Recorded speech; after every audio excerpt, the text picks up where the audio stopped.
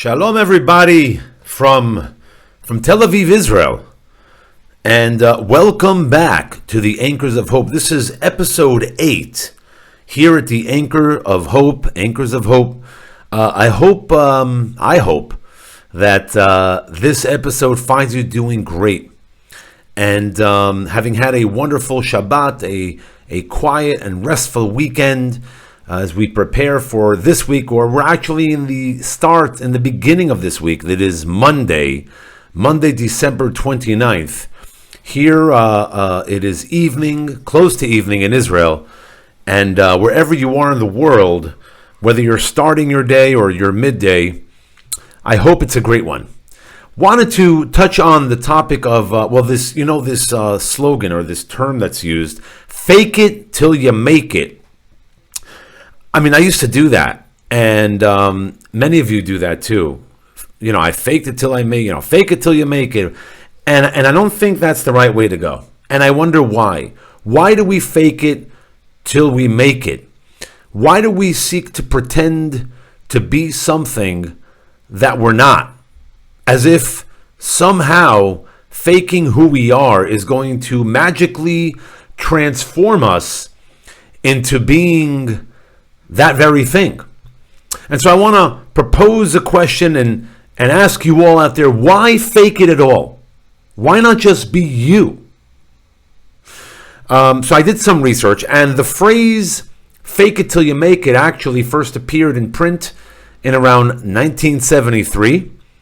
But its impact comes out of in the form of a song. Paul Simon, who captured this this quote, calling it "faking it." It was a song that he called "Faking It" in 1968. It's actually not so bad of a song. I actually heard it. I listened to it the other day, and one of the quotes is one of the lines goes as follow: "And I know I'm faking it. I'm not really making it."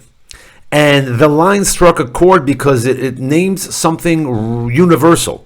This uncomfortable gap between who we are and who we think we should be, or who society thinks we should be, or the pressure of becoming something else or another that others think we should be when we're really not. And we're in that place of being someone that we're not, or faking it till we make it. That's when we get into disease. Stress, anxiety, unhappiness, not feeling fulfilled. But the concept actually is rooted in Aristotle. Aristotle, great philosopher, who suggests that becoming virtuous, one must act virtuously. And throughout history, there are thinkers out there who've endorsed this idea, this concept of acting the part until you actually embody it naturally. And there's some wisdom there. Genuine wisdom about practice and habituation. You become what you intend to be, or what you dream to be, or what you think you might want to be, or you become a product of your environment. There are so many sort of aspects to this understanding of who we are and how we become to be who we become to be. But somewhere along the way, there's a nuanced philosophical insight, and it got kind of muddied into this catchy bumper sticker and this sort of oversimplification that is probably doing more harm than good. Like I said, people not happy with their career choices in life, with the decisions they've made. I'm not going to go through that whole list of things, but we all know what that is like when we aren't who we are supposed to be, when we're not ourselves.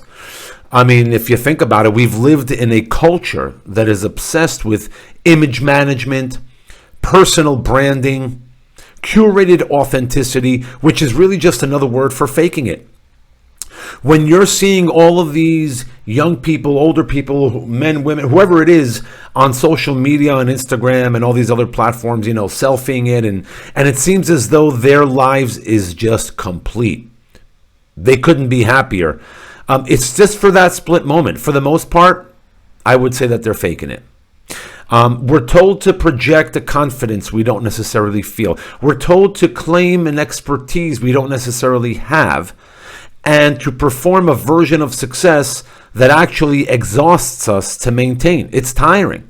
It's tiring not being you. It's tiring faking it. It's a lie, and lies snowball, and one lie leads to the next lie, and it's not healthy. Oscar Wilde once shared, "Be yourself, everyone else is taken." Clever, smart, but it also has a fundamental truth about the human uniqueness and potential of every single individual. In fact, Jewish wisdom, the sages teach us about why authenticity isn't just preferable, but it is essential.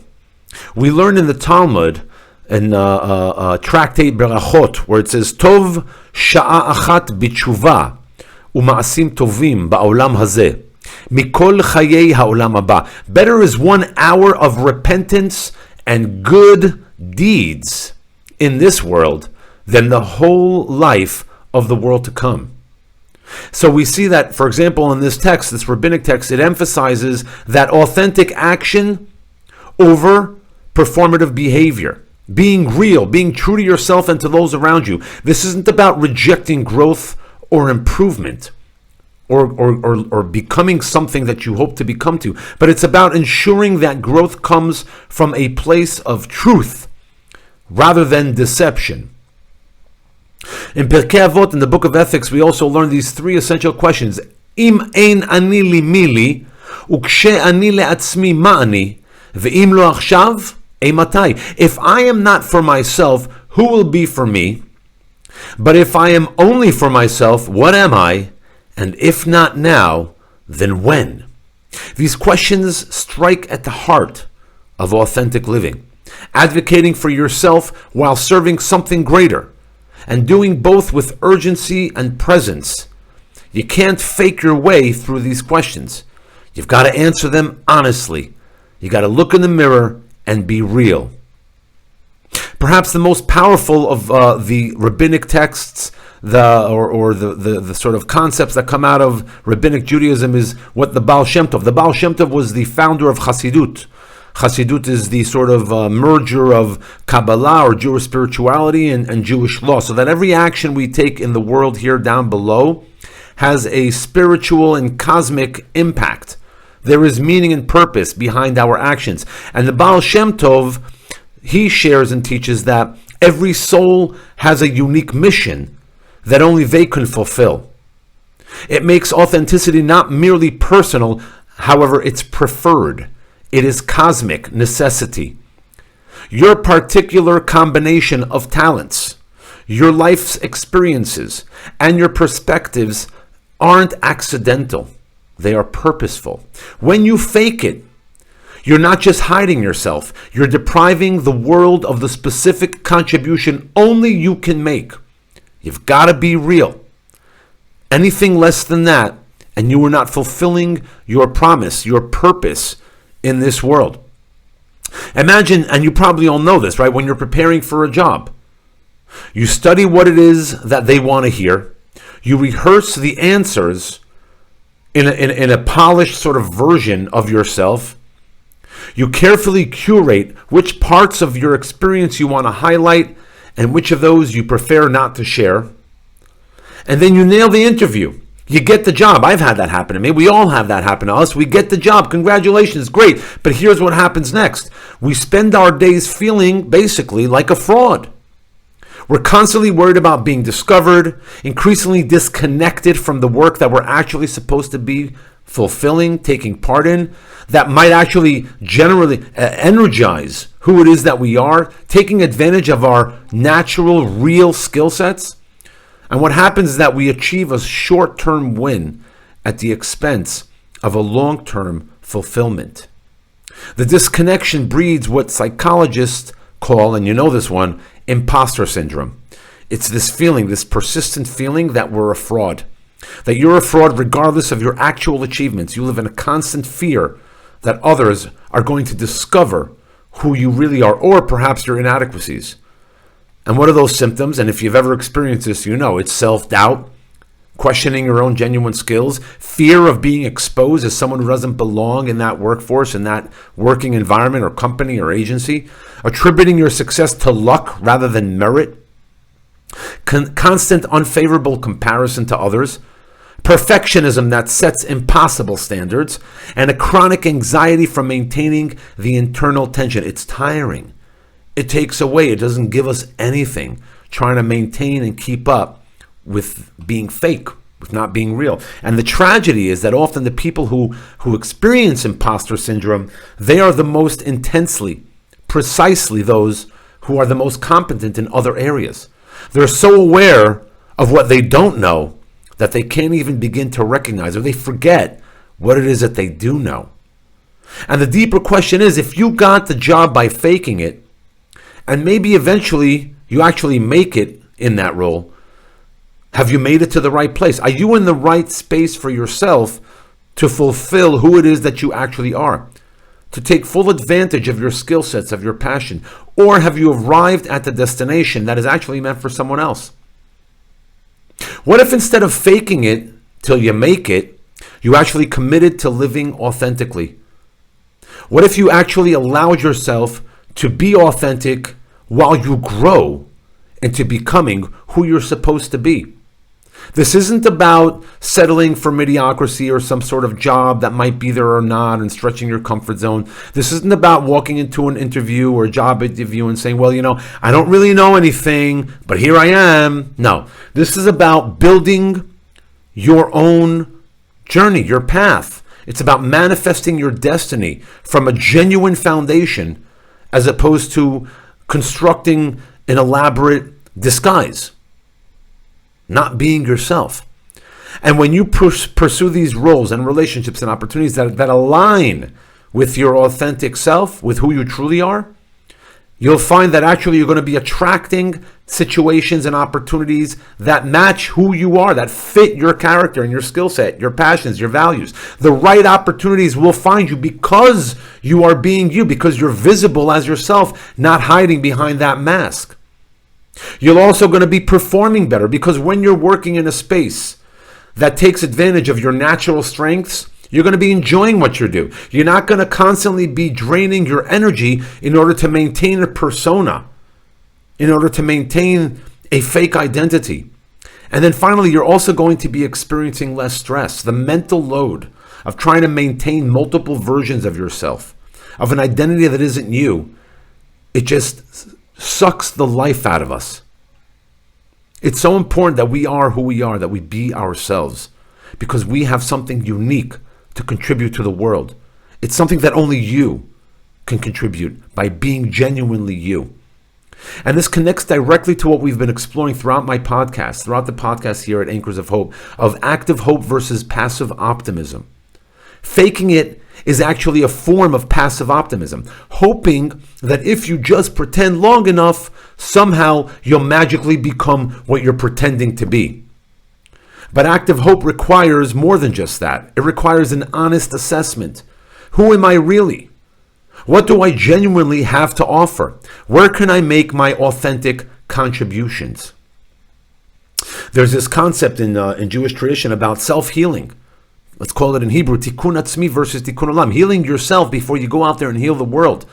But healing requires honesty. You got to be honest with yourself. A clear-eyed assessment of who you are, what you value, and where you're meant to contribute. This isn't self-serving absorption. This isn't something that is egocentric per se, although it's important to have an ego. You got to control that ego, but sure. But it's necessary. It's a necessary foundation for meaningful service. Think about it this way. When we fake our way through life, we rob both ourselves and the world of our authentic contribution. We end up in the wrong jobs. We end up in the wrong relationships. We end up in the wrong situations, wondering why success feels hollow and why we're always exhausted from maintaining our act, putting up a front, wearing a mask. The world doesn't need another fake version of someone else. It needs you, it needs me, it needs each and every one of us to be exactly who we are supposed to be real, to be honest, genuine, irreplaceable, and authentic. And it takes courage. Perhaps the most radical act in our image-obsessed, performance-driven culture is simply being yourself. Not the polished version, not the version you think others want to see, not the version that fits the mold, just you. So the next time someone advises you to fake it till you make it, consider this instead. Be real. Be yourself. Everyone else is taken. This doesn't mean that you're static or that you refuse to grow. It means that growing from your authentic center, from being who you really are, rather than trying to become someone else, is entirely up to you and can lead you to a happier life, to a more meaning, purpose-driven life. It means having the courage to show up as you while remaining open to who you are becoming. And remember, your unique mission in this world, in this life, is one that only you can fulfill. It requires you to be you, not a counterfeit version of someone else, but yourself. So remember, look in the mirror, be honest with yourself, love yourself, be who you are. And when you are open and clear-minded and authentic, you'll notice that the universe, your day-to-day lives, is being filled with opportunities that suit you, not that person you're faking to be. Anyway, thank you all. Thanks again for joining me here at Anchors of Hope. And until next time, may you have the courage to anchor yourself in your authentic truth. And from that firm foundation, cast your hope toward the future you're genuinely meant to create. And remember, Am Yisrael Chai, it's not just a slogan, it's a way of life. Love and light to everyone from Israel. Till next time.